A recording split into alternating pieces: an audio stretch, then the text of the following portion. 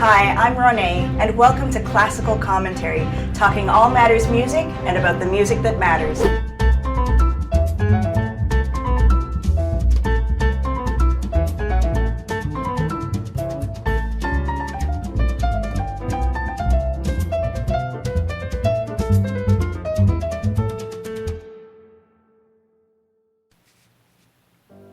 Year after year, young Canadian pianist Anastasia Rizikov continues proving herself to be a musician to watch in this generation. Anastasia's concert schedules have taken her all over Europe, to Asia, Ukraine, Russia, United States, and Canada, where she has played in prestigious halls and major international music festivals. You're watching Classical Commentary. I'm Renee, and we're talking with Canadian pianist Anastasia Rizikov. Anastasia, welcome. It's great to see you. Thanks for having me. I'm very happy to be here. I was trying to remember the last time that we saw each other, and I think it was exactly 4 years ago. So it's too long. a lot of time has passed. Yes. You're all grown up now. Yeah. I remember our last conversation. You were telling me about how you were longing to learn French. Yes. And you've relocated to Paris, it seems. Well, for a while, in those 4 years, yeah, I was living in Paris and studying there and kind of absorbing that French culture. I have to admit that I didn't learn French to its utmost extent, because a lot of the work that I was doing was actually kind of hands-on piano and. What was that whole artistic experience like for you? It was difficult, actually. I have to say it was difficult, and there were many things I had to overcome. Not only was this kind of me moving into a different country, a culture. Sure. I was 18 and, never done this on my own, never lived on my own. In the first while when I didn't speak any French at all, it was quite stressful, to be communicating with people, and obviously in France a lot of people only speak French. Of course. So it took some adjusting, but eventually it did happen. I have to say that by the end of my 2-year stay there, I was definitely much freer with people, or at least I didn't care whether or not they understood me. Yeah. Or whether I was speaking grammatically correct. Did you have a lot of opportunities to perform there? Not so much, but definitely more than I would have expected, considering that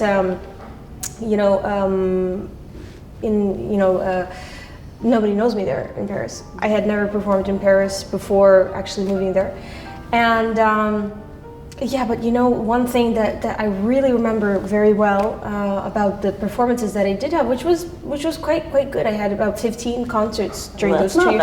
That's not bad. And for me, actually, one thing that I really didn't expect was that the French audience is absolutely amazing. That I know. Amazing. I thought that they would be quite cold and critical of everybody's playing, because there's so much music, so much culture, and they know the difference between A and B and C. But they were so welcoming, like they were ecstatic. I will never forget how the second piece on my program was Morceau de Fantaisie of Rachmaninoff. It was the second piece in the first half of the recital, and they were standing up for every piece. It was crazy. I'd never had that before. Fantastic. I'm glad that was your experience. Yeah. Did you perform at the Festival de Nohant? I did. That's so fantastic. I know, and I didn't even know. Where Georges Sand lived, right? Where Georges Sand lived. When it was part of École Normale's program is that the students can sort of audition for festivals. And I didn't even know what the Nohant Chopin Festival was. I mean, that's just my 18-year-old ignorance. And I didn't know that it was a huge part of Chopin's and Georges Sand's life. Yeah, what a fantastic opportunity. And when I auditioned, I just auditioned for audition's sake. Chopin, I had some in my repertoire, so I played it. And I thought, okay, well, I got in, great. And then when I actually started researching the festival and seeing the people who have played there, like Martha Argerich, and like phenomenal artists. So, seeing the roster of artists that have performed there over the years at this festival, I was suddenly like so humbled to be there. And when I actually came there and saw the the festival itself and the house where Georges Sand lived. And that's a dream of mine. Really, to visit Nohant. It's beautiful. It's beautiful. And like, I mean, the only thing there really is the house and the estate. That's the only thing that's kind of. Did you feel like you were connecting with a part of history? Yeah, especially because they managed to preserve so much of what was there when Georges Sand and Frédéric Chopin was living there. It makes it so much more special. Even the smell is special. The smell, wow. Even the smell is special. And one very memorable experience for me was that the Nohant Festival also allowed me to play a concert on Chopin's piano, or at least one that Chopin played on. What kind of piano? It was a Pleyel. It was a Pleyel, and it was actually. So was it a salon-style concert, like in a living room setting? Or? Yes, exactly. And it was in Georges Sand's house. Oh my goodness. It was really crazy. Oh my goodness. And like, it was amazing, and it was a very memorable experience. And I have to admit that the piano, the sound of the piano, the feel of the piano, the overall approach that she would make towards the piano was very, very different from a modern day piano, which is obvious, but I didn't quite expect it to be that catastrophically different. Like, it was almost like playing a different instrument. It took me some time to adjust. The keys were much narrower, and At École Normale, I think they have a Pleyel as well. they didn't let me play it. No? No. Yeah, but in Nohant, they allowed me to play this recital, and like when they told me, okay, you have like 5 minutes to adjust, to get a feel of the instrument, and I just press a key like this, and it's so loud. It's so loud. And now I understand how Chopin could play all of his really hard etudes, because they were a little easier to play. It was easier to play, yeah. Yeah. Oh, wow, what an experience. Whether you're playing or not, to have the opportunity to go to a place and connect with a part of the past, I think that's really special. Oh, so it was amazing. Congratulations to you. Thank to you. be able to do that. Thank you. So while in Europe, you also had the opportunity to attend the fantastic Verbier Music Festival in Switzerland. What was that like? Well, I was not just attending, but also participating in a series of masterclasses as part of the Young Artist program. And first of all, I mean, it was crazy how everybody came from such different backgrounds, and to be able to be around, you know, world-class young artists was incredible. I made some great friends from Verbier, who I'm still in touch with today, and it was for me at 16. It was an eye-opening and unusual experience, because there was just so much music going on, and coming from Toronto, it was just almost a little overwhelming for me at the time. And you know, there would be 2-3 concerts going on at the same time, and every artist is great, and you don't even know who to choose. Not even to mention the fact that there was absolutely no time for sleep, because there was no time for practice, and we would practice at night. And it was, for me, Verbier was this supernova of events, which happened in a really short time frame.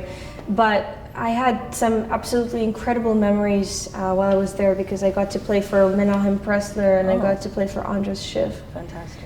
And I have to brag a little bit that those were actually not part of the academy. Those were, what was amazing about Verbier was that you could just come up to these artists and ask and talk to them. And I didn't even want to do that at first, but I would talk to them a little bit and tell them, I'm a pianist, I'm here for the Young Artist program, and they would show interest in actually hearing you play, which would not be the case anywhere else. Which is another amazing thing about Verbier, was how relaxed the environment was. Yeah, and just being able to come up to Andras Schiff just moments after he came off stage, and just be like, "Hi, hey," and he was very nice, and that was amazing. I mean, he's my idol, and to get to what did you play for him? I played the Tempest Sonata. Very nice. I played the Greek Sonata. And you remember that? I do. You remember I used to play that. I'm going to ask you about that in a few seconds. And there's something else. I think I might have played, some Bach, of course. Of course, I played some Bach. Yeah. Oh, that's fantastic. Yeah. I remember one really funny memory from Verbier. When I did the day I came, I still didn't know anything, where anything was, and it was quite a big city. Like, there's a lot of walking involved, and I was kind of lost, and I needed to be somewhere quite fast. I was kind of getting nervous, so I'm so responsible. I don't know where I'm going, and I come up to the first person I see on the street.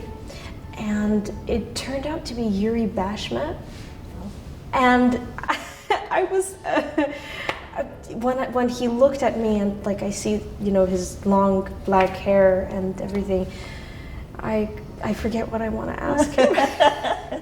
It was the most awkward experience of my life. But this is the kind of all the people you could meet. Of all the people that could have been walking. But that's the thing. Like, half of the people who are at Verbier are celebrity, you know, in the classical music world. So that was amazing. I really got used to being around royalty. Like a little classical haven.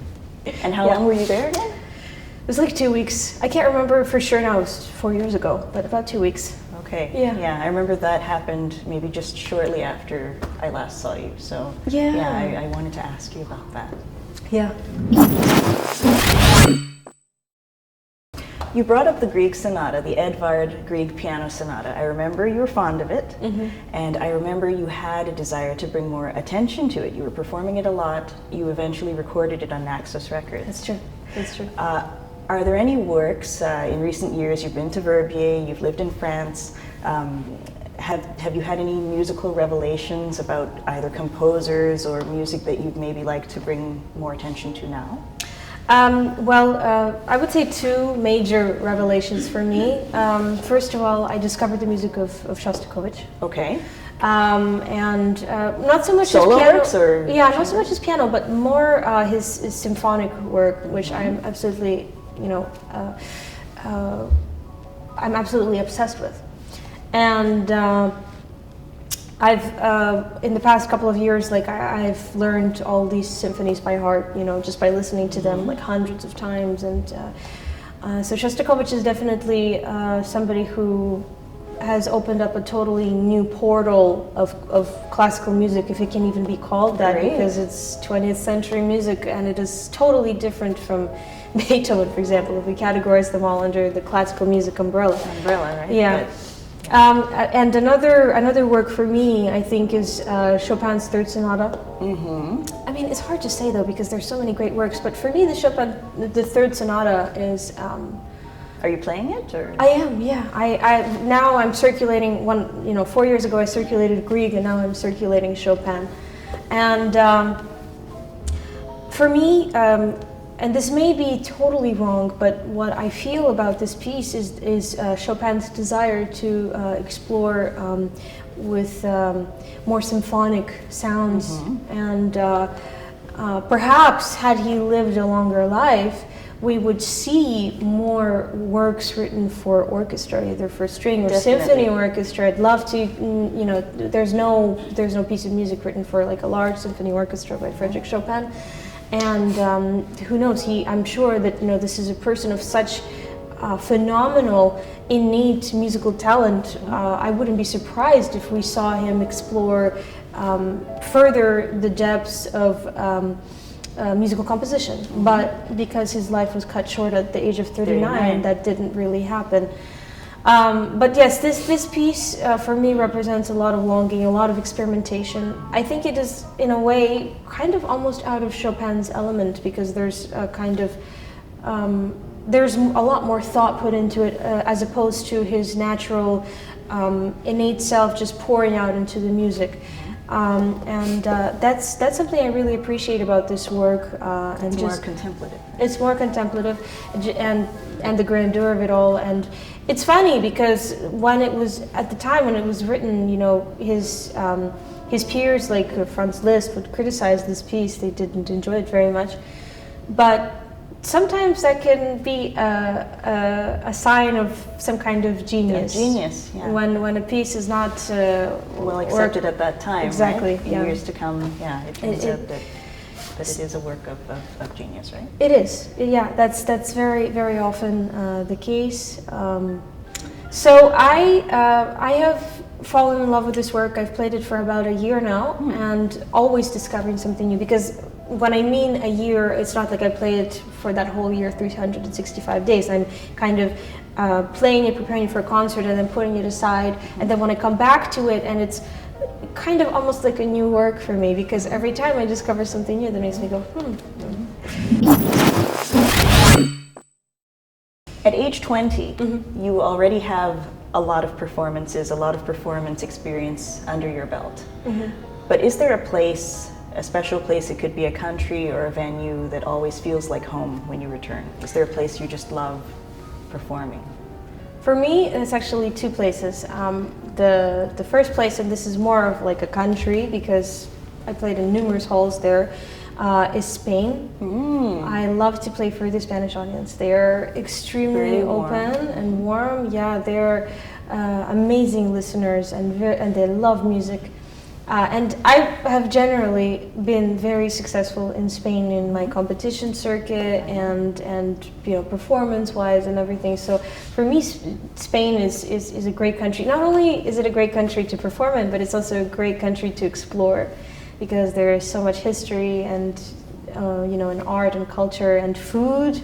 Spanish food is amazing. Yeah, and I love food. So that's one of the first things I need to do when I come to a new country is taste something. Taste the food, yeah. Oh my goodness. So I love Spain, and also during my 2 years of study in France, I actually grew very fond of Salle Courtauld.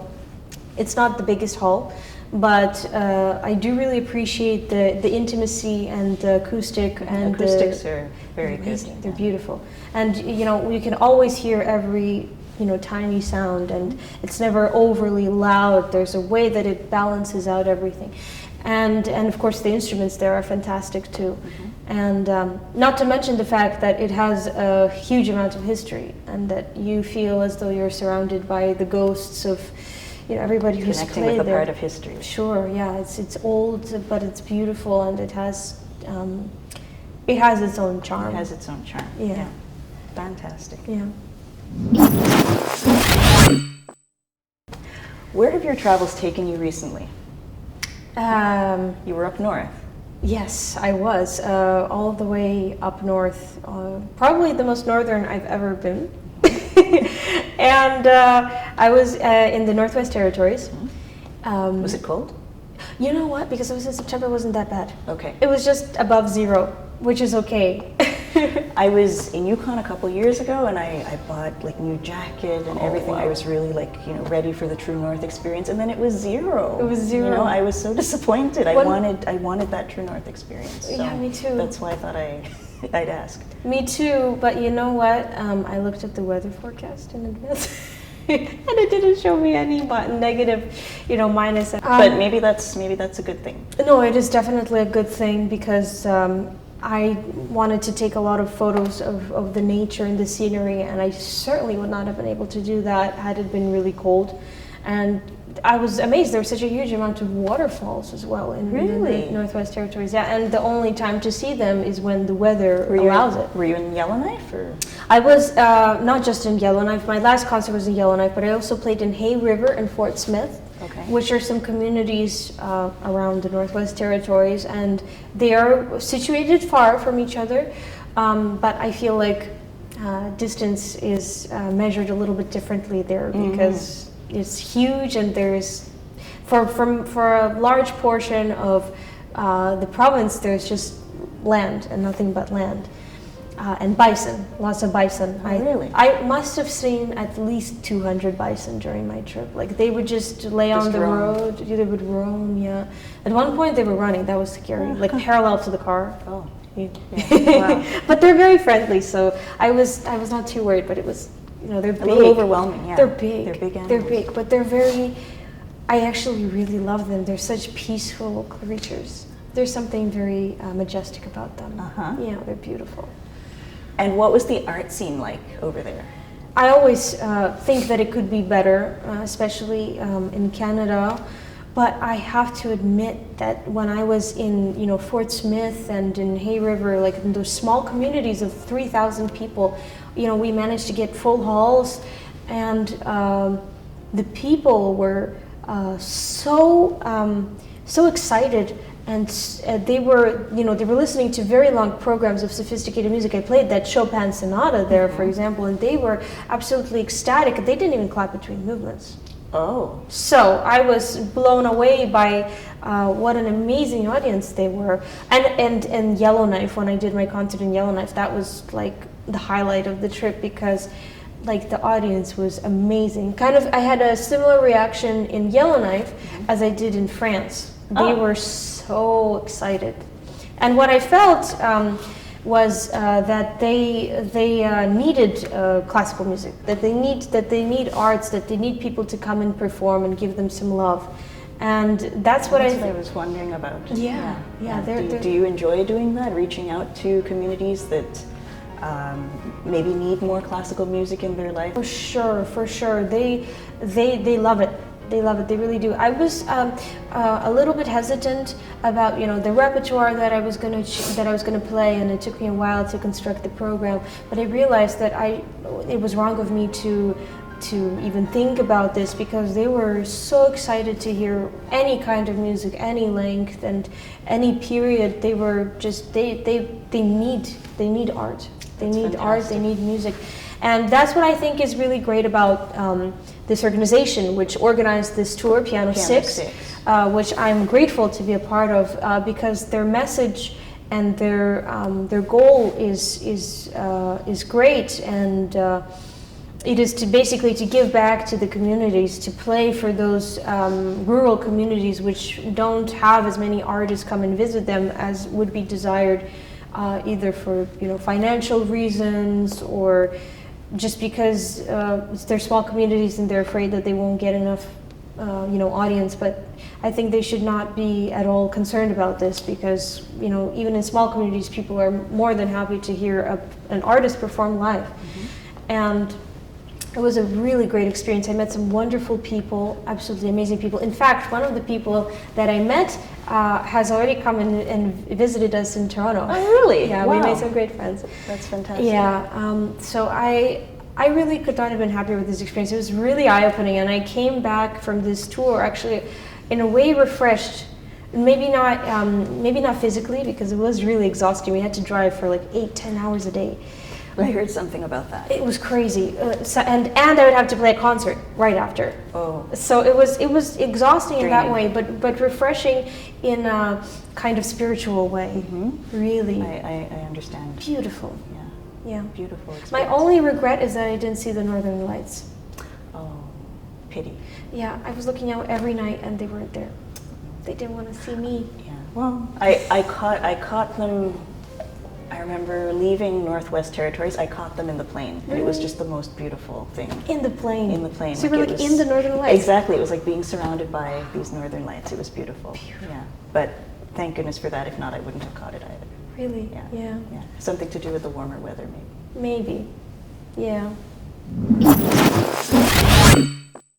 So Anastasia, I've known you since you were about 12 or 13. At that time, you already had a number of competition wins under your belt. Since I saw you last, you've added about 5 competitions to that. A win in Georgia, a win in New York, Italy, France, and Chopin, Spain. Yeah. Right? So apart from the wins, congratulations, by the way, what have you learned? What have competitions taught you as a young artist? What have you taken away from those experiences? I took away some good and I took away some bad.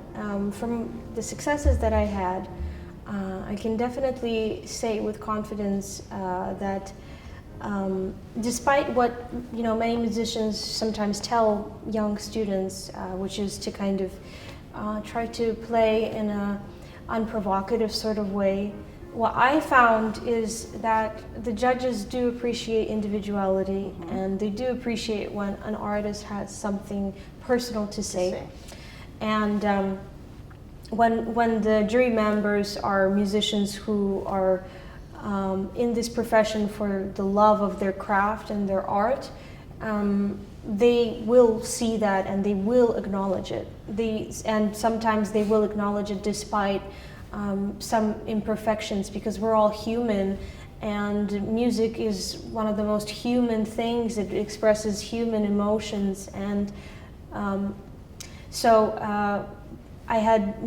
was fortunate that for many of the competitions I competed in, the jury members were exactly those kinds of people who love music for that aspect of it, for the personable aspect of it, yeah, for the genuineness. So I was fortunate, and probably the negatives that I took are the same negatives that every one of us experience, and that is that sometimes there are some situations which seem to the audience and to the competitors to be unjust, and we will never know what actually goes on, behind closed doors, and what relations jury members have with certain people who might affect their decision. Right. But that is the reality of the situation, and has been for a while now. And hopefully it will change. Hopefully, artists' merit and talent will reign again. But it's always a 50-50 chance of, you never know what you're going to get until you actually go to the competition. You can be very surprised, both bad and good. Mm-hmm. Yeah, that's true. Did you enjoy the process of preparation and looking back? Yes and no. I was very stressed when I prepared for these competitions. When I did, however, get to the venue where the competition would take place, the nerves would go away, actually, because I would know that I'm prepared and that all I have to do is just go out there and do the best of my abilities. Mm-hmm. And for sure, one thing that I know is that after every competition, I come back home regardless of whether I have a win, or not. I come back being a little bit better of a pianist. That is for sure. That is for sure. That's a plus. It's definitely a plus, and I don't know whether it has to do with the nerves or the really intense work that goes along with it, or simply the life experience in general, but something about changing that atmosphere and going to a different country for a couple of weeks to compete, it really puts you in this hyperactive mode. Mm-hmm. And that's always beneficial for us musicians, is because we always have to grow. Mm-hmm. Yeah. You've been compared to being a young Martha Argerich, basically. Mm. Yeah. What do you have to say about that? First of all, incredibly humbled, because she is somebody who I look up to. I consider her tremendous artist, right? Tremendous artist and personality and character. Mm-hmm. And I definitely think that she is one of the greatest living pianists, and she's absolutely a genius and a fireball. Have you had a chance to meet her? No, not yet. I hope that will happen at some point, though. I will be quite nervous because she really is absolutely great. But I mean, I don't know if I can agree with that, because she's just so high up there, basically like a goddess. But to the people that did make this correlation, all I can say is that I'm grateful and again very humbled, yeah. Anastasia, it's been a pleasure. Thank you. Thank you so much for joining us on Classical Commentary today, and I wish you all the best. Thank you. It's been a real pleasure to talk to you, Renee. I'm so happy that we got finally together. Reconnected after this Thank time. you. Thank you so much. Let's not wait too long. Let's not wait too long. Thank you so much.